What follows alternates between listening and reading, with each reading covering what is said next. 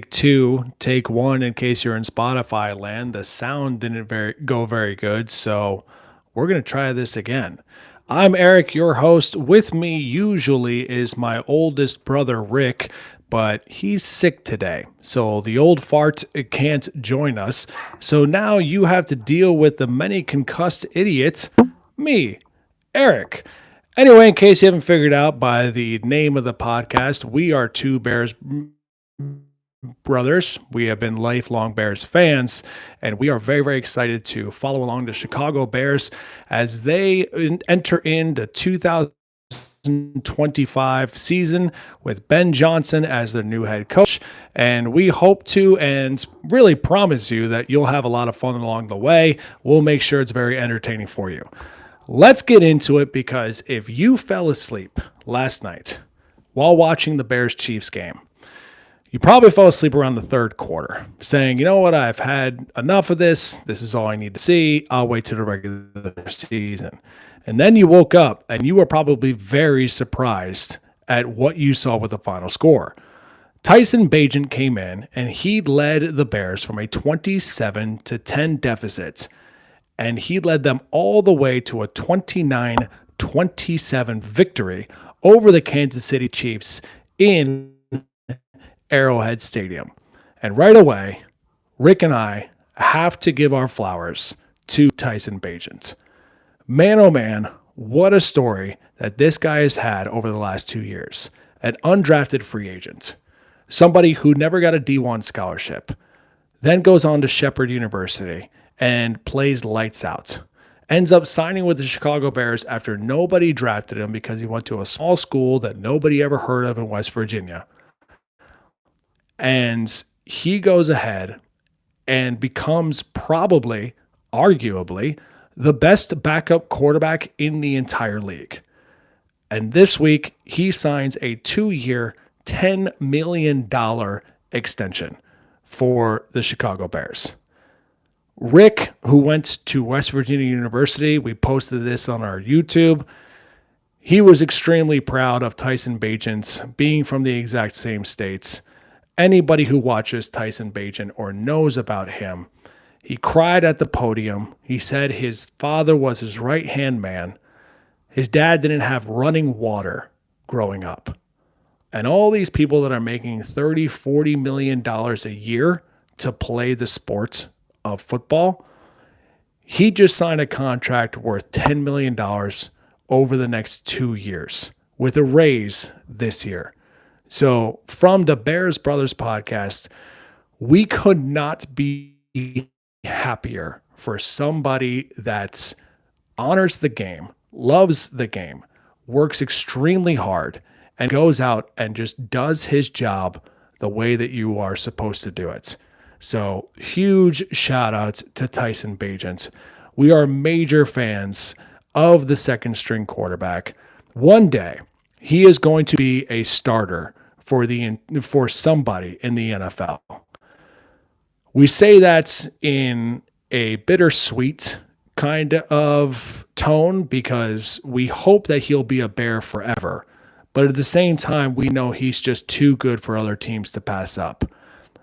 And we also are very, very excited and happy of the fact that if Caleb Williams gets injured, or if Caleb Williams is not very good, Tyson Bagent is somebody that can step up and play at a very high level in Ben Johnson's offense. And it's just really, really fun to see. So again, flowers to Tyson Bagent, absolutely well deserved. The entire preseason, the Bears are done. All games are over. We now have 2 whole weeks to wait until the Bears take on the Minnesota Vikings game 1 in Soldier Field Monday Night Football. And as we discussed, we don't know why they're playing on Monday nights, but it is what it is. So let's go over the preseason. And as far as the training camp goes, we know all the stories. We know that Luther Burden held out and now is playing well. We know that Ben Johnson has been somebody that has been very, very disciplined and has been a leader of men. We know that there's a change of the guard way better than what we saw with Matt Eberflus in the previous regime. And we can definitely see a major difference happening within all of the Bears players. But let's break down how the preseason went. And I'm going to actually do this with movie analogies. So, preseason game number one kind of looked like the replacements. Keanu Reeves, Gene Hackman, a bunch of people who really shouldn't be on the field in terms of pro football, but at the same time, they were able to come out and kind of put something together that maybe looked like professional football, especially given the fact that the last play of the game ended with a bunch of laterals that the Miami Dolphins were doing, and Austin Reed was kind of throwing the ball into empty space, and we were excited about this game, but at the same time, we didn't really have any expectations. After that, the second preseason comes along, and they play the Buffalo Bills. Now, the Buffalo Bills game kind of reminded me of The Sandlot, the baseball movie, where a bunch of kids are playing at the old field, and they look really good. They look crisp. They look clean. They are professional looking. They are doing double play ball. Everything looks amazing, but you also have to remember that you're playing against air, which is exactly how the starting offense looked against the Buffalo Bills second string. It was crisp. It was good, but they were just kind of following along with not playing really against anybody. And that was the second game. The third game was very much like Major League, where everyone thought that they were doing well. And then in the middle of the season, something went wrong. And so you have the people working on the grounds going, oh no, we suck again. That was the first string offense. Caleb Williams did not look very well throughout the entire time until they actually played their third possession, where they took on the second string Kansas City Chiefs defense. And then they had a great 2-minute drill, which does provide a lot of momentum for the first game. Don't get me wrong. But during the first two possessions, Caleb Williams and the offense, they looked lost. They looked like they were a step behind the Kansas City Chiefs defense. And don't get me wrong again, Kansas City Chiefs are the Kansas City Chiefs. They're going to be a great team to watch. They're going to be somebody that is going to be once again a contender in the AFC. So no knock whatsoever on the Kansas City Chiefs. But the Bears looked like they had something going in the first two preseason games, and they kind of lost it during the third preseason game. So those are your movie analogies. But I'm just somebody that, kind of talks out of his, I can't really say that, talks out of his ears. Let's go with that. But let's actually hear from somebody who knows ball, and that is Ben Johnson. Ben Johnson had a post-game interview right after, and he broke it down very succinctly and made sure that everybody knew exactly what was going on, and it was really, really refreshing to hear. So let's actually hear from Ben Johnson right now, and this is his first takeaway when he had the press conference right after the game. So let's listen in. Nice to come away with a win there in that game. I thought a number of guys played their tails off, particularly there in the second half. Was not the start we wanted from our ones on really offense, defense, or special teams. It was a little bit disappointing to see how slow we started. Defensively, we didn't feel like we controlled the line of scrimmage very well. We gave up some explosive plays. We had some costly penalties, and we couldn't stop them when they got down there in the red zone. So that wasn't good on that side. Offensively, first two possessions was really sloppy football that has plagued us in and out of camp so far, and unfortunately, that's what we got here tonight. There was a number of things that we could have done a better job of. I felt Swifty come to life a little bit. I thought he was going to give us a spark.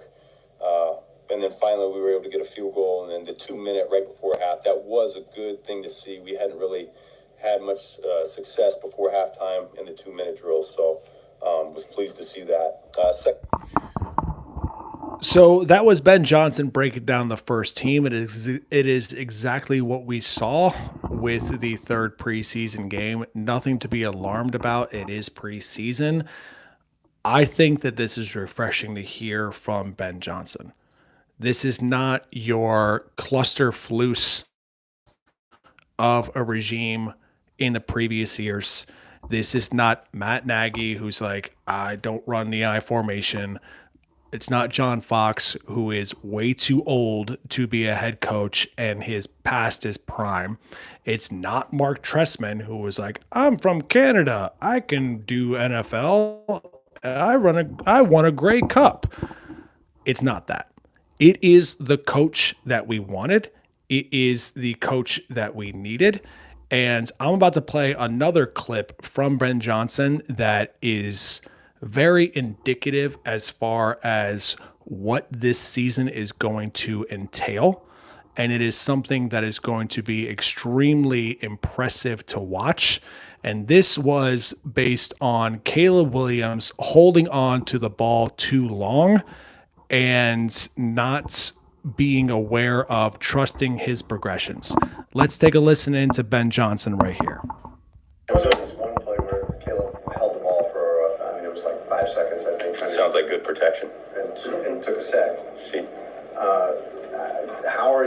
How are you guys coming along in that as far as progressing through, being more decisive and not holding on to it too long, trying to make a play and then have a negative result? All right, let's let that clip run. No big deal. Here's what I want you guys to take away. He says it sounds like it was good protection after 5 seconds of holding on to the ball. And then the reporter says, but then he took a sack. And Ben Johnson goes, see? That is a direct shout out to Caleb Williams.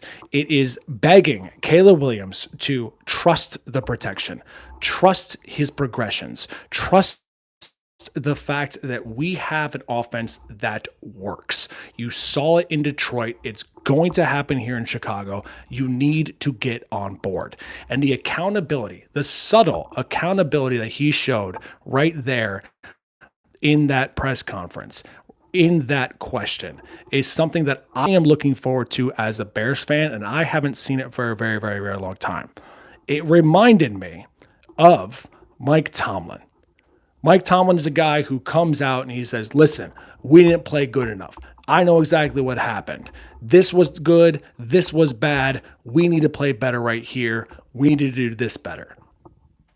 And it was something that's made me think about how exactly this season is going to go. So I'm going to say this right here, right now. Ben Johnson, Mike Tomlin-esque, he is not going to have a losing season in any year that he is coach for the Chicago Bears. So my earlier prediction of 8-9 has now improved to 9-8, despite what we saw against the Kansas City Chiefs preseason game. He is somebody that is going to hold everybody accountable. They are going to get on board. Caleb Williams is talented enough to know that he's good. This is not USC in his last year. This is not his first season with the Chicago Bears. He has a better offensive line. He has better weapons. His other weapons have gotten a year better and more experience. He's going to have a bit of a better defense with Dennis Allen being the defensive coordinator. It's going to be fine. Caleb, trust what is going on. Look at your progressions. Understand what is happening in front of you.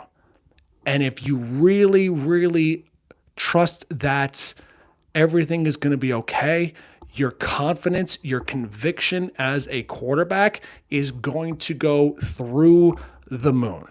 Now, it's not going to happen right away. Absolutely not. It's going to take a couple of games. They have a tough schedule as well. We'll see Caleb Williams struggle. But at the same time, it is going to click eventually because Ben Johnson is a leader of men, and it's the type of head coach that the Bears actually need, unlike the cluster floose that we saw in previous seasons. So Ben Johnson is the guy. I'm very happy about him. I'm sure Rick is also very, very happy about him as well, and it's going to be a lot of fun to watch. Now, at the same time, let's actually go ahead and last thing we'll talk about is the last preseason game. Stock up, stock down. Who's in, who's out. I think, again, Tyson Bagent had a wonderful, wonderful game. DeAndre Swift actually stepped up. He knows that he can be a running back number one, somebody that can actually say, like, listen, if the passing game is not going very well, I got you. I'm good. I'm ready to go. I'm ready to carry this team. And that's what Ben Johnson wants. He wants to set up two tight ends. He wants to be able to run the ball and therefore break out Colston Loveland and Cole Kmet and make sure that they're open and open everything else up for the wide receivers as well. But DeAndre Swift made a statement last night saying, I can do this. I can be on top of things. Jahdae Walker, man, oh man, what a preseason he had, especially during the last game. His field awareness is unbelievable.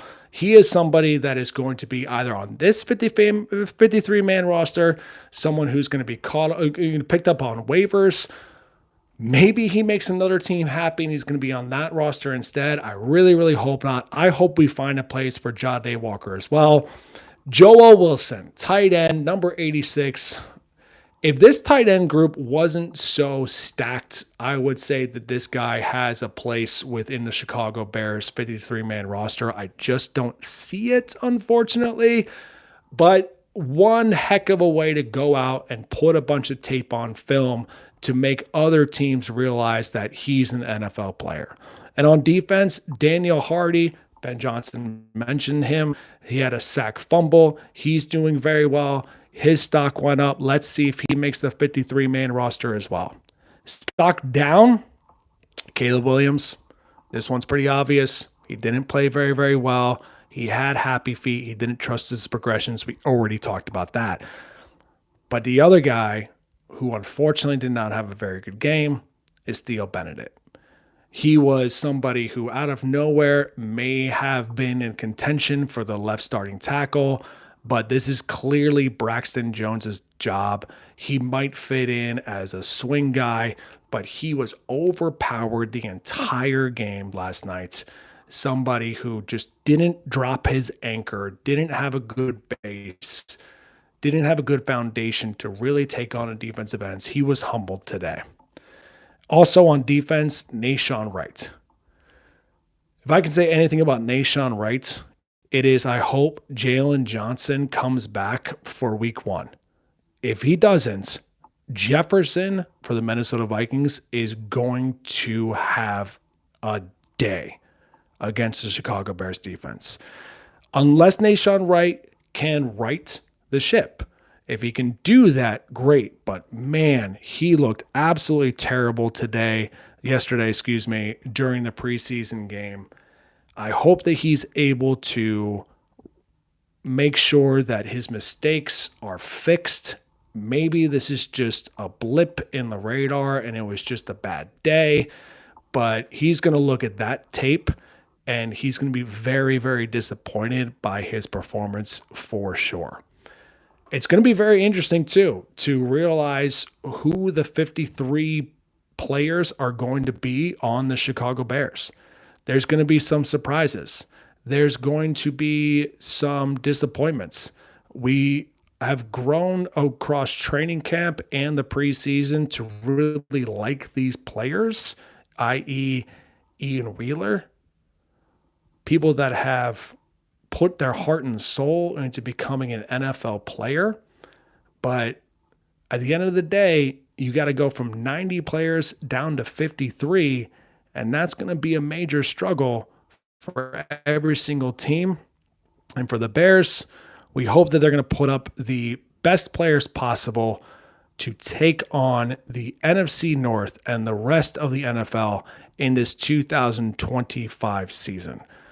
I'm really, really excited to see what they do. I know we have a long 2 weeks to go before we start the season. We have to wait all the way through Sunday, watch all the other games,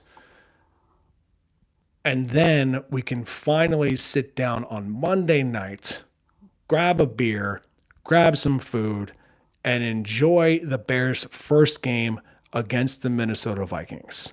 But on Sunday, If you are bored with watching those games, check Rick and I out on the Bears Brothers podcast. We will be live doing a preview for the first game.